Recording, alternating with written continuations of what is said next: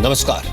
बधिरों के लिए खबरों के विशेष बुलेटिन में आपका स्वागत है। इस बुलेटिन में अब तक की ताजा और अहम खबरों के साथ मैं हूं सचिन और खबरों को पेश करेंगी रजनी।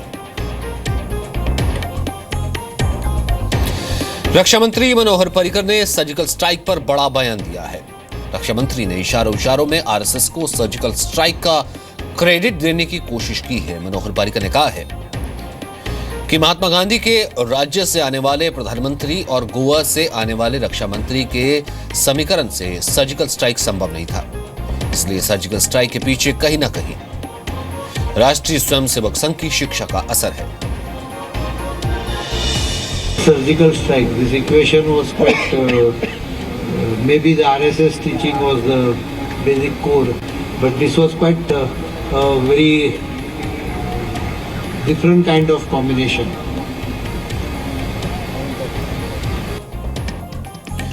गृहमंत्री राजनाथ सिंह ने एक बार फिर पाकिस्तान पर निशाना साधा है।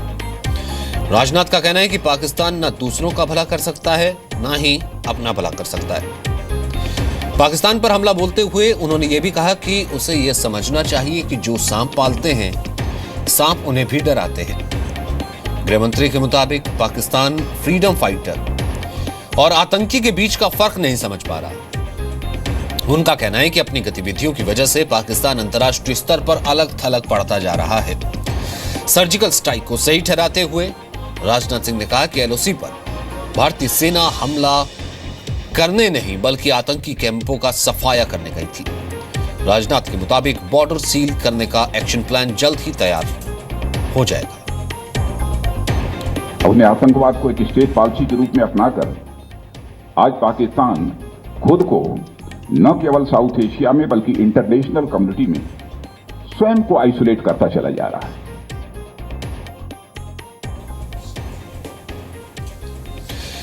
जम्मू कश्मीर के राजौरी में शहीद सेना के जवान सुधीश कुमार को आज जम्मू में श्रद्धांजलि दी जाएगी। आज शाम तक शहीद सुधीश कुमार का पार्थिव शरीर यूपी के संबल में उनके पैतृक गांव पहुंचेगा।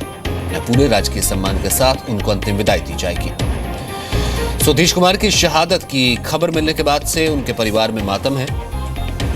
परिवार ने शहादत पर गर्व जताया है और पाकिस्तान से बदला लेने की गुजारिश की है।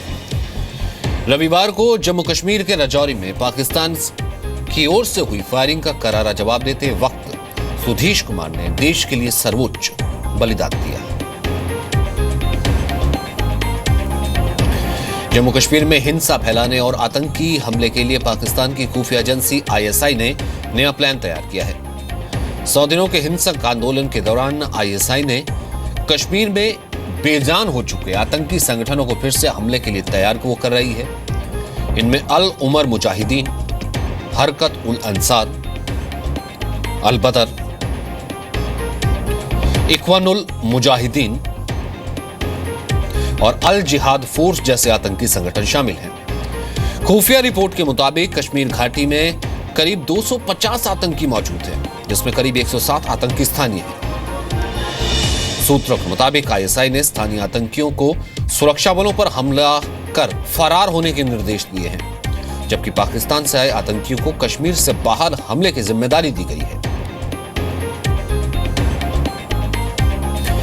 बेंगलुरु में आरएसएस नेता रुद्रेश की हत्या के विरोध में आज बीजेपी ने पुलिस मुख्यालय के बाहर प्रदर्शन किया।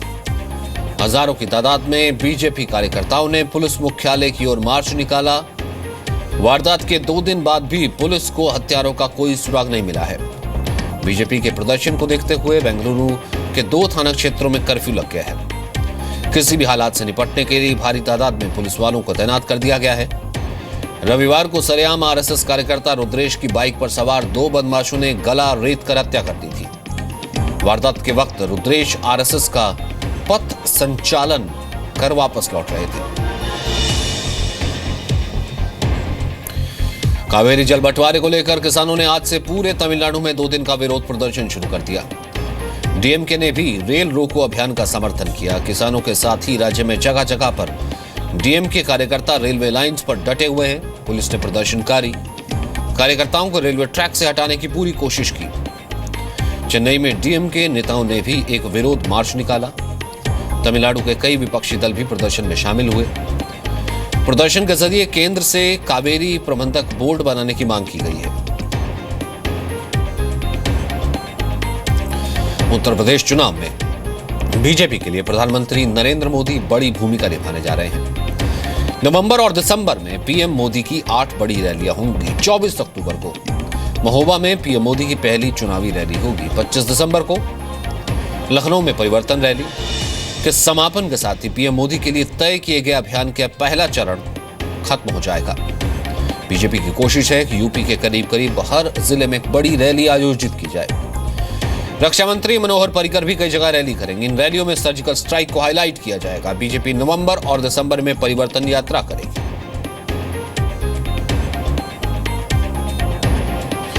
ऑल इंडिया तंजीम इस्लाम ने आज यूनिफॉर्म सिविल कोड के खिलाफ जंतर मंतर पर धरना प्रदर्शन किया। मोदी सरकार के खिलाफ नारे लगाए। प्रदर्शनकारियों का कहना है कि मुस्लिम पर्सनल लॉ में जो बदलाव संभव थे वो पहले ही कर दिए गए हैं। अब इसमें कुछ बदलाव बर्दाश्त नहीं किए जाएंगे। प्रदर्शनकारियों की यह भी मांग है कि अगर यूनिफॉर्म सिविल कोड लागू करना है तो सभी धर्मों पर किया जाए।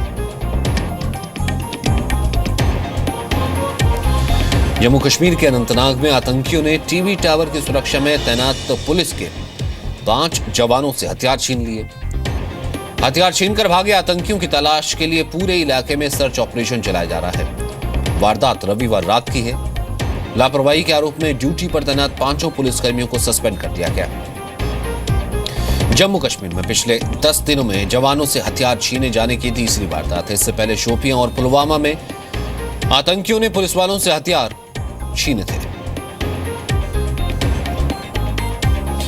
ओडिशा में एचआईवी के पीड़ित एक दलित व्यक्ति की मौत के बाद उसका अंतिम संस्कार शव गृह में करने से मना कर दिया गया। मजबूरन उसके परिवार को घर के सामने उसका अंतिम संस्कार करना पड़ा। यह शर्मनाक घटना है। ओडिशा के बालासोर जिले की सरकार ने एचआईवी को लेकर बड़े पैमाने पर जागरूकता अभियान चलाया है, लेकिन बालासोर में लोगों ने एचआईवी पीड़ित इस दलित को मौत के बाद भी ठुकरा दिया और उसके अंतिम संस्कार की इजाजत नहीं दी। जिस व्यक्ति की मौत हुई थी वो मुंबई में काम करता था। मुंबई में 72 साल के आरटीआई कार्यकर्ता भूपेंद्र वीरा की हत्या मामले में 2 आरोपियों को गिरफ्तार किया गया है। भूपेंद्र की शनिवार रात हत्या कर दी गई थी। आरोपियों ने घर में घुसकर भूपेंद्र को गोली मार दी थी। भूपेंद्र की हत्या मामले में वकोला पुलिस हत्या का मामला दर्ज कर फरार आरोपियों की तलाश कर रही है। शुरुआती जांच के मुताबिक लैंड माफिया से जुड़े लोग भूपेंद्र की संपत्ति पर कब्जा चाहते थे, इसलिए हत्या की वारदात को अंजाम दिया गया। महाराष्ट्र के लोनावला में बीजेपी के एक नेता की सरेआम हत्या की वारदात सामने आई है। रविवार सुबह तलेगांव नगर पालिका के पूर्व अध्यक्ष सचिन शेलके को अज्ञात हमलावर ने गोली मार दी। वारदात के वक्त शेलके तेलगांव में पेट्रोल पंप के पास पहुंचे थे। इसी दौरान पहले से घात लगाकर बैठे हमलावर ने पहले उन पर गोली चलाई, उसके बाद धारदार हथियार से हमला कर फरार हो गए। पुलिस ने सीसीटीवी वीडियो की मदद से 2 लोगों को पूछताछ के लिए हिरासत में ले लिया है। चीन ने मानव युक्त अंतरिक्ष यान अंतरिक्ष में भेजा है। चीन ने इस अभियान के जरिए अपने स्पेस स्टेशन के लिए 2 एस्ट्रोनॉट्स को भेजा है। चीन के ज़्यूकॉन प्रक्षेपण केंद्र से भारतीय समय के मुताबिक आज सुबह 5 बजे स्पेस शटल रवाना हुआ। 2 दिनों के सफर के बाद दोनों अंतरिक्ष यात्री अपनी मंजिल पर पहुंच जाएंगे। हैम्पिंग और चेन डोंग नाम के इन एस्ट्रोनॉट्स को स्पेस सेंटर पर छोड़कर स्पेस शटल धरती पर लौट आएगा।